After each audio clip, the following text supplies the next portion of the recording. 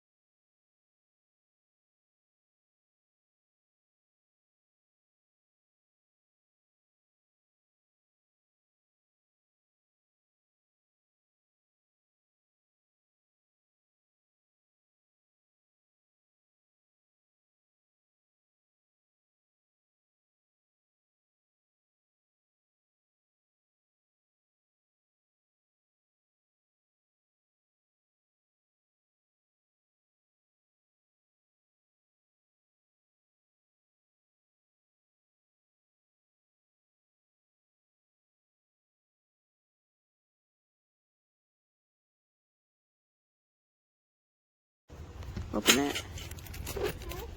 Pull the thing out just so it shows what the hell it looks like. Let me see the inside of the box. Oh hell no! It's all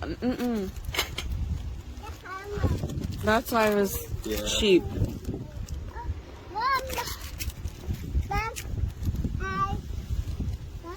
Hold on, mama.